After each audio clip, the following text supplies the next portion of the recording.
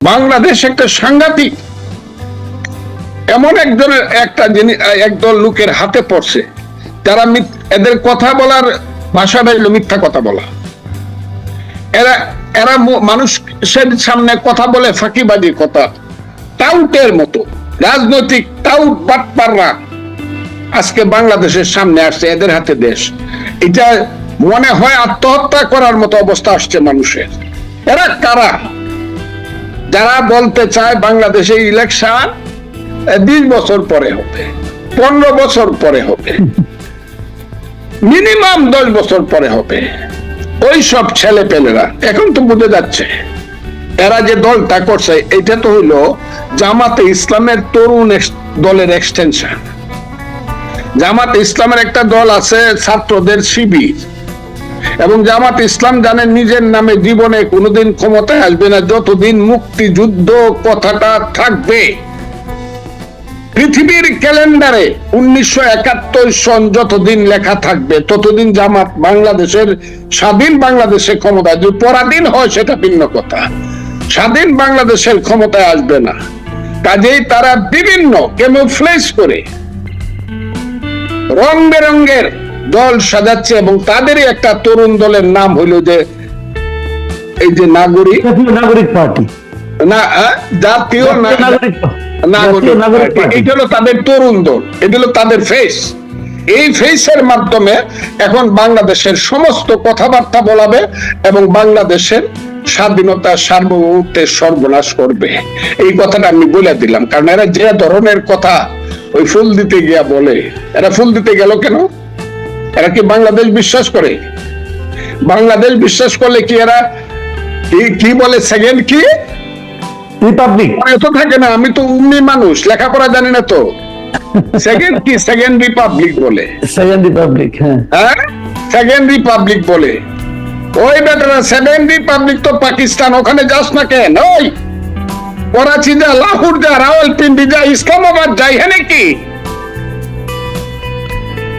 আল্লাহ রে ছেলেরা, তোমাদেরকে কে যে কি শিক্ষা দেয়? বাংলা ইংরেজি গুলা শিখছো, সুন্দর সুন্দর ইংরেজি।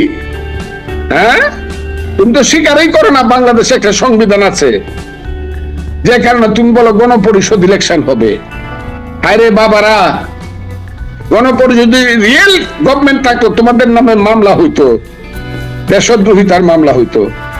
ওদের স্বীকারই করো না। সেকেন্ড রেভলিউশন চাও, সেকেন্ড রিপাবলিক চাও, আর গণপরিষদ এটা কোনো দেশ না। তোমরা দেশে কোনো সংবিধান নাই, তোমরা গণপরিষদ ইলেকশন দিয়ে সংবিধান কি বুঝাইতে চাও আমাদেরকে? ও বাবারা, কোন বৃন্তের ফুল তোমরা? তোমাদের পারিবারিক বৃন্ত কোনটা? তোমাদের গাছের শিকড় কোথায়? তোমাদের বাপ দাদারা কি মুক্তিযুদ্ধে গেছিল? একটু লিস্টটা দেও আমাদেরকে, না হলে আমাদের লিস্টটা নেও। আমরা কারা? এগুলা কি করতেছো? মানুষকে এত অপমান করতেছো, দেশকে এত অপমান করতেছো কেন? তারা বলতেছে যে 72-এর সংবিধান ওটা ছুঁড়ে ফেলে দিতে হবে, নতুন সংবিধান করতে হবে, এবং তার জন্য গণপরিষদের নির্বাচন করতে হবে। এই গণপরিষদ নির্বাচন জিনিসটা আপনি কি? এবং তাদের মনে আছে ইসলামিক রিপাবলিক অফ পাকিস্তান। ওই যে পাকিস্তানের জামাতের আমির, তার নাম হইল হাফিজ নাইমুর রহমান।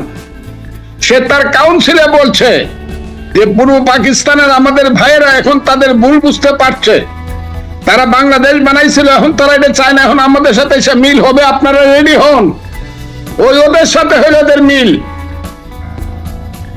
আমি বলছি বইলা অনেক কিছু আমার হয়ে যেতে পারে, কিন্তু আমি কথাগুলো বইলা গেলাম, এবং আজকে আমি যে কথাগুলো বললাম রাজনৈতিক দলগুলো যারা বলে না, এই ছেলেপেলেরা জামাতের তরুণ দল যদি সুযোগ পায় তাহলে দেশকে ওইদিকে নিয়ে যাবে। এবং আজকে আমি যে কথাটা বললাম এটা 3 মাস বা 5 মাস বা 6 মাস পরে এই বড় বড় দলগুলা বলবে, তখন বুঝবে তারা কত ধানে কত চাল। দেশ ওইদিকে যাচ্ছে। ওই যে একটা ছেলে মাহফুজ আলম বলে রাখছে দেশ গৃহযুদ্ধের দিকে যাবে। তারা এই দেশটাকে বাংলাদেশ রাখতে চায় না। বাংলাদেশ নামটা যদি কোনো কারণে বিপদে পড়ে রাখতেও চায় তাহলে মুক্তিযুদ্ধের কোন ধরনের স্ট্যান্ড পয়েন্ট নীতি আদর্শ কোনো কিছু তারা রাখতে চায় না, সব শেষ করে দিতে চায়। কারণ তাদের পূর্বপুরুষরা মুক্তিযুদ্ধে বিরুদ্ধে ছিল এবং তারা ওই অপমানের গ্লানির প্রতিশোধ নিচ্ছে এখন একটা সময় এবং সুযোগে। এবং এটার জন্য সবচেয়ে দায়ী হলো হাসিনা, তার সরকার গত 15 বছরে মানুষের উপরে যে অত্যাচার অবিচার করছে, ফ্যাসিজম চালাইছে, মানুষের গণতান্ত্রিক অধিকারকে হত্যা করছে, তাদের আজকে এমন বিচার হওয়া উচিত। যারা গত 15 বছর দেশ চালাইছে তারা, আমি যে বলতাম, আমি সবসময় শেখ হাসিনা আপনি নিজে ধ্বংস হবেন, আপনার নিজে ডুববেন, আপনার মহান পিতাকে ডুবাবেন, দেশকে ডুবাবেন এবং দলকে ডুবাবেন, এটা এবং আজকে সত্যে পরিণত হয়েছে। এখন আমাদের মতো লোকের ফাইট করতে হয়। আমি কিন্তু বিএনপি হিসাবে ফাইট করতেছি না, বিএনপি হিসাবে আমাদের দলের নেতারা ফাইট করতেছে। আমি একজন মুক্তিযোদ্ধা হিসাবে, আমি একজন আদর্শিক লোক হিসাবে, মুক্তিযুদ্ধের আদর্শিক লোক হিসাবে আমার সমস্ত কিছু জীবন মৃত্যুর মুখামুখি দাঁড়িয়ে আজকে সংসপ্তকের ভূমিকা পালন করছি। আমি দেখতে চাই বাংলাদেশে কি সবাই মীর জাফরের সন্তান নাকি সিরাজউদ্দৌলার সন্তানও আছে। আমি এটা দেখতে চাই এই বাংলাদেশে কি সবাই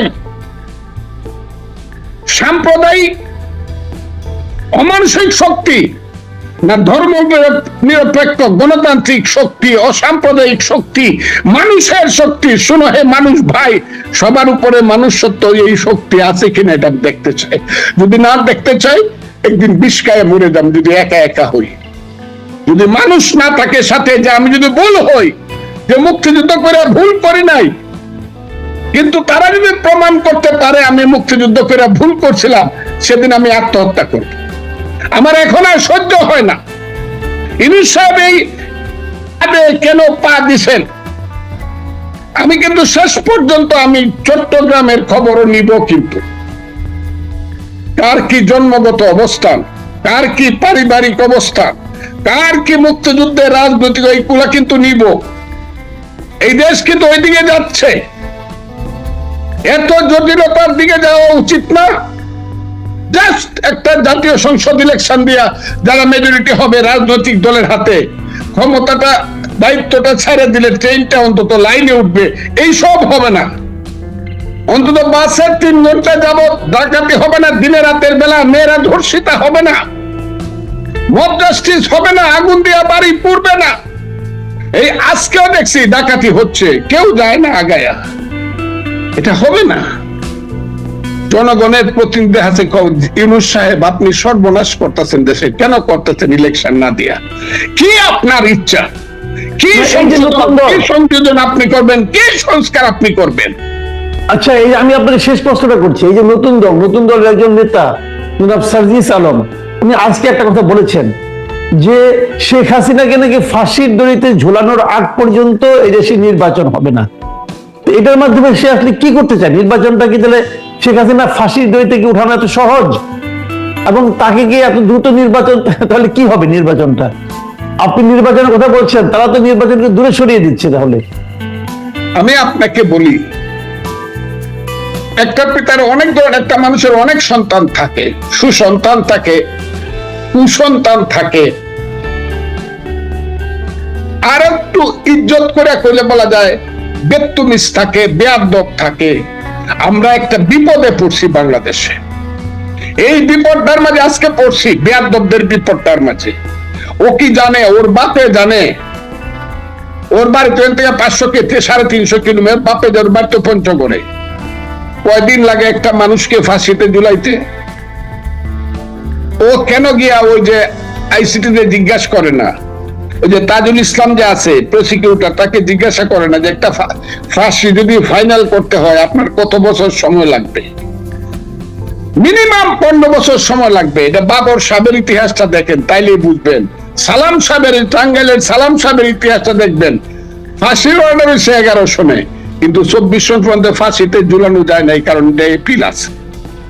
এপিল অনেক দেরি হয় একটা মানুষকে। তাইলে আপনি 15 বছর যদি ধরি, এই ছেলেটা বলে যে ফাঁসিতে আইনগত ভাবে হয়, তাহলে 15 বছর আপনারা থাকবেন ক্ষমতায়। হ্যাঁ, কিসকি বান্দির ফুতের নাম সুলতান খা। হ্যাঁ, সুলতান খার ছেলেরা, আল্লাহ, দুনিয়া কিন্তু এরকম থাকবে না, থাকা উচিত না। এই দেশ কিন্তু এরকম থাকবে না, মানুষ কিন্তু থাকবে। যারা বাঙালি জাতিকে চিনে না তারা এরকম কথা বলে। 1000 বছরের বাঙালির ইতিহাস, বাঙালি জাতির ইতিহাস কিন্তু ভিন্ন। বাঙালি জাতি কিছুদিনের জন্য ঘুমায়, কুম্ভকর্ণের ঘুম ঘুমায়, যখন জাগে সিডাক্সিন খাওয়ায় ঘুম পাড়ানো যায় না, ধরবে কিন্তু। That day will come. এক একটা ছেলে, হ্যাঁ, পেটে ভাত ছিল না, পরনে কাপড় ছিল না, সিরা গেঞ্জি পরে ঘুরতা, এখন টসটসা গাল হইছে টমেটোর মতো। কোটি কোটি টাকা আর কোটি কোটি টাকার গাড়ি দৌড়াও আর ক্ষমতায় জোর করে থাকতে চাও, আর বাজে কথাগুলো বড় নিয়ে এই দেশের সমস্ত মানুষের গণতান্ত্রিক অধিকারকে হত্যা করতে চাও কেন? ছোট মুখে এত বড় কথা বলা ভালো না। কাজে আমি আজকে আপনাদেরকে বলি, দেশটা যুদ্ধ করে স্বাধীন করছিলাম বইলা এইসব বাচ্চা বাচ্চা ছেলেমেয়েরা ছোট মুখে বড় কলা বলে, কিন্তু এদেশে কিন্তু গণতন্ত্র আসবেই। আমি মরে যেতে পারি, আমাকে গুলি করে মারতে পারে, কিন্তু গণতন্ত্র কিন্তু দেশে আসবেই। এবং এদের কারো জামানত বাঁচবে না। রিয়েল ইলেকশন হইলে পরে আমি চ্যালেঞ্জ করে দিলাম, বিএনপি অফিস থেকে জাস্ট খালি ধানের শীষ মার্কারা দিয়ে রাখবো, একজন পিয়নকে দিয়ে দিব পঞ্চগড়ে, জামানত বাঁচবে না কারো।